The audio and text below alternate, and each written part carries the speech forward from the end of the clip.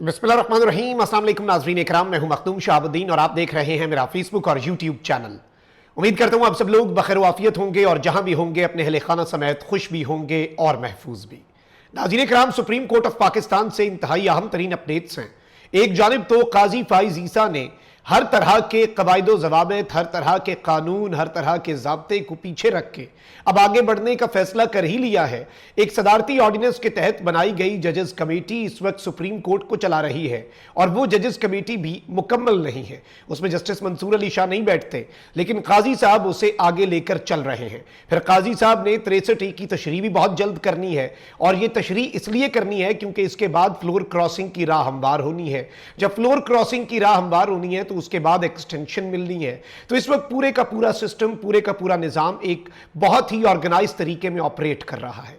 लेकिन इस सब में अगर आपको यह लगता है कि सुप्रीम कोर्ट ऑफ पाकिस्तान में जो आईन पसंद जजेस हैं, जो कानून पसंद जजेस हैं, और इससे पहले भी ये सुप्रीम कोर्ट से बाज़ाब्ता तौर पर एक मैसेज आ चुका है, क्योंकि देखिए मखसूस नशिस्तों वाला जो फैसला था 13 रुकनी फुल कोर्ट जब बैठी थी उसमें भी ये बात सामने आई थी कि जजेस ने बेसिकली ऑफर जो है एक बहुत ही ऐसी इस तरह की ऑफर जो कि ठुकराना बड़ा मुश्किल होता है, जिसमें अक्रॉस द बोर्ड सारे जजेस को यह ऑफर की गई थी कि आपकी मुद्दत मुलाजमत बढ़ा दी जाए। तो सुप्रीम कोर्ट के मेजॉरिटी जजेस जो हैं उन्होंने वो ऑफर रिजेक्ट कर दी थी। ये चीज किसी से ढकी छुपी नहीं है। और फिर मखसूस नशिस्तों वाला फैसला आया। अब उस पर अमल दरामद नहीं हो रहा तो वो एक अलग बात है। और उसी दौरान काजी फाइज ईसा साहब 63A की तशरीह करना चाहते हैं। उसमें भी कल काजी फाइज ईसा साहब ने जस्टिस मुनीब को प्रेजेंट मार्क कर दिया, ऑल्दो वो प्रेजेंट नहीं थे।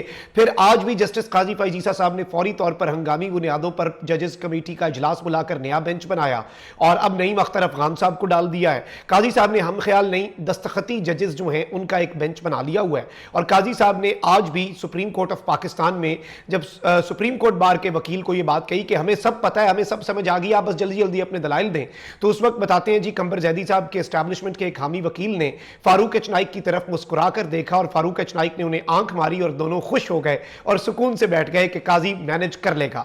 लेकिन इस सब के अंदर एक बहुत बड़ी खबर है, एक बहुत बड़ी डेवलपमेंट है। अदालती बहरान का आखिरी ओवर शुरू होने जा रहा है। काजी फाइज ईसा साहब जो हैं उन्होंने अभी तक जो करना था, देखें वो होता है ना कि आपकी एक बारी होती है, आप अपनी इनिंग्स खेलते हैं। तो मोहतरम जनाब काजी फाइज ईसा साहब ने तो अपनी इनिंग्स खेल ली है, लेकिन अब जो दूसरे जज साहिबान हैं उन्होंने भी अपनी इनिंग्स खेलनी है।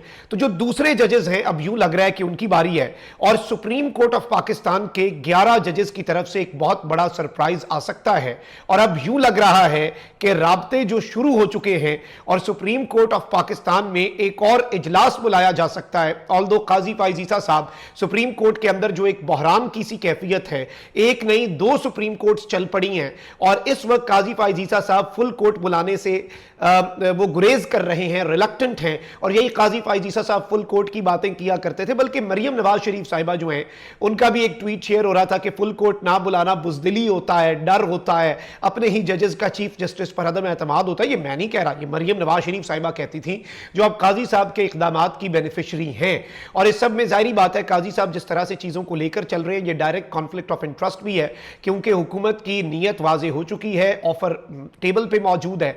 और इस तरह से फैसले दुनिया में कहीं नहीं होते कि एक जज बैठा हो और वो फैसले कर रहा हो और वो फैसला उस केस का कर रहा हो जिस केस का डायरेक्ट इंपैक्ट उसकी जात पर और उसे उसका फायदा मिलना हो। इस सब के अंदर मेरे पास जो एक्सक्लूसिव इनसाइड डिटेल्स हैं और इसमें माइनस काजी फार्मूला, क्या ये माइनस काजी फार्मूले तक बात जा सकती है, इस हवाले से भी बहुत इंपॉर्टेंट तरीन अपडेट्स हैं जो आपके सामने मैं रखने जा रहा हूं।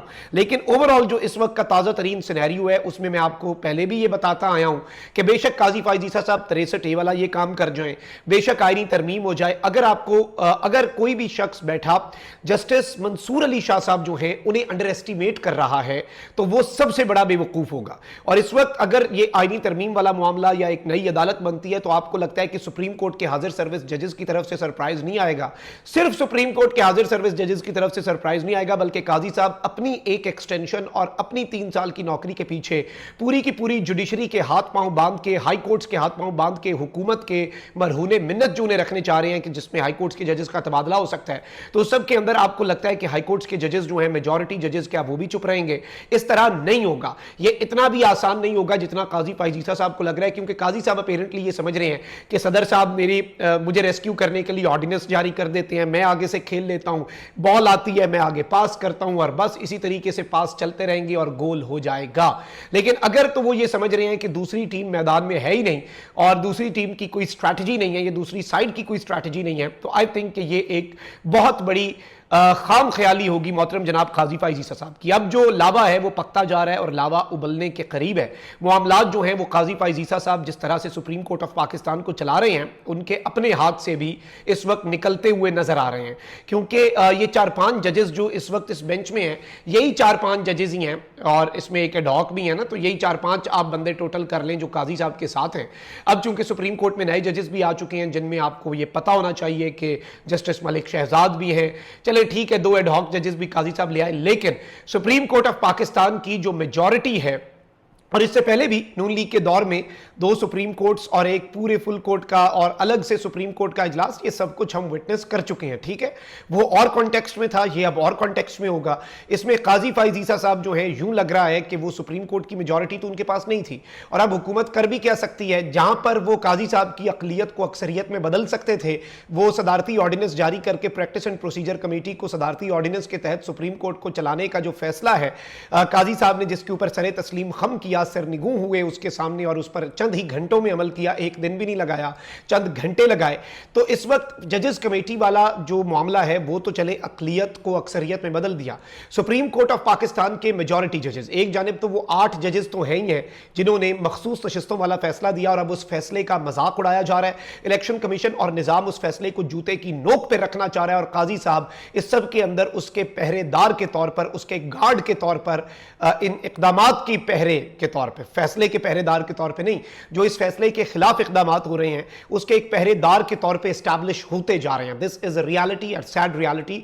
और इसमें अब जो काजी फाइज ईसा साहब हैं, 8 जज तो वो और बाकी भी जो नए सुप्रीम कोर्ट में जजेस इंडक्ट हुए हैं जिनमें जस्टिस मलिक शहजाद भी हैं और भी कुछ चीजें हो सकती हैं, और टोटल जो जजेस हैं वो सारे ऐसे तो नहीं कि ये 4-5 जो दस्तखती जजेस हैं उनके अलावा मामलात जो हैं उस सब के अंदर अब जो डेवलपमेंट है वो मैं आपके सामने रख देता हूं, क्योंकि इस वक्त जो सुप्रीम कोर्ट के अंदर सहाफती हल्के हैं वो भी इस हवाले से चहमगोइयां शुरू हो चुकी हैं कि अब 100 सुनार की 1 लोहार की जस्टिस मंसूर अली शाह साहब जो हैं, अब उनका मूव जो है उसका टाइम आ चुका है। इसमें अब जो रिपोर्ट्स आ रही हैं वो ये हैं कि सुप्रीम कोर्ट ऑफ पाकिस्तान के 11 जजेस जो हैं उनका एक बड़ा सरप्राइज आ सकता है। सुप्रीम कोर्ट ऑफ पाकिस्तान के मेजॉरिटी जजेस अपना कोई इजलास भी बुला सकते हैं। इस हवाले से ये इम्कानात है कि कुछ चहमगोइयाँ शुरू हो चुकी हैं, कुछ खबरें आना शुरू हो चुकी हैं।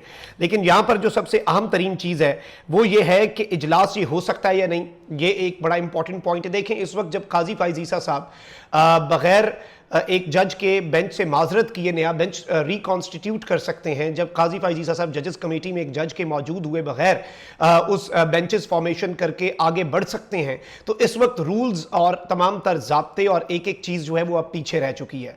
तो अब ये कहना कि 11 जजेस का या 10 जजेस का या सुप्रीम कोर्ट के मेजॉरिटी जजेस का कोई अलग से इजलास लीगल उसकी कोई वैल्यू है, देखिए इस वक्त लीगल वैल्यू तो काजी फाइज ईसा साहब के हवाले से जस्टिस मुनीब कह चुके हैं कि उनके जुडिशल ऑर्डर की भी नहीं है जिसपे जस्टिस मुनीब के साइन नहीं है, जो कल की समात का था।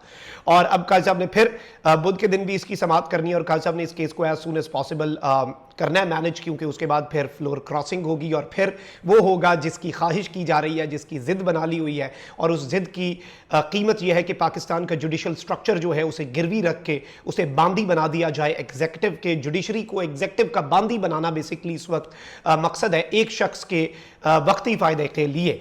और इस सब के अंदर जो अभी हमारे पास खबरें पहुंच रही हैं उसमें यह है कि 11 जजेस जो हैं उनका मुबैना तौर पे ये ज़राए बता रहे हैं कि राबते जो हैं वो इस वक्त शुरू हो चुके हैं, यानी अंदर खाते जो कम्युनिकेशन चैनल्स हैं वो इस्टेब्लिश हो चुके हैं और जजेस जो हैं वो भरे पड़े हैं। जजेस की बस होती जा रही है, जजेस देख रहे हैं कि मोहतरम जनाब काजी फाइज ईसा साहब किस तरह से मामलात चला रहे हैं।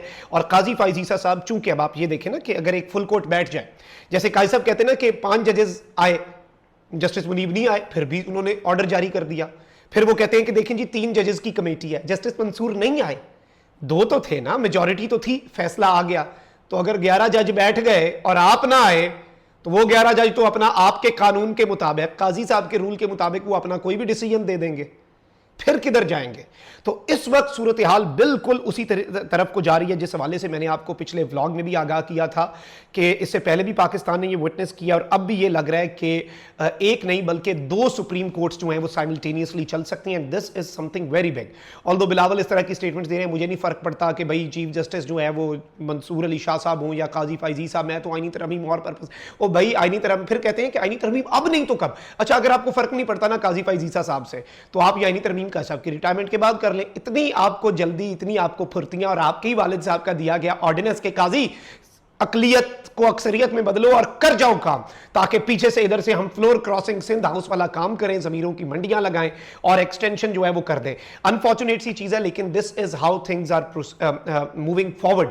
ऐसे ही चीजें आगे बढ़ रही हैं और हमें ये चीज बहुत वाज़ेह अंदाज में, बहुत दो टोक अंदाज में नजर भी आ रही है। इसमें कोई इफ्स एंड बट्स नहीं है, इसमें कोई दूसरे राय नहीं है, और ये चीजें इस वक्त एस्टैब्लिश्ड फैक्ट बन के हम सब के सामने आ चुकी हैं। सो अभी तक की ये डेवलपमेंट्स थी। आपको इमरान खान साहब के हवाले से और डी चौक के हवाले से मेरे पास एक खबर है, और वो खबर चल भी रही होगी शायद, लेकिन मेरे पास उसके हवाले से कुछ मजीद डिटेल्स हैं। अगले व्लॉग में वो आपके सामने रखूंगा। कमेंट सेक्शन में राय का इज़हार जरूर करें। फायरवॉल के असरात को कम करना आपके हाथ में। इस वीडियो को शेयर करें, चैनल को सब्सक्राइब करें। अल्लाह निगहबान, पाकिस्तान जिंदाबाद।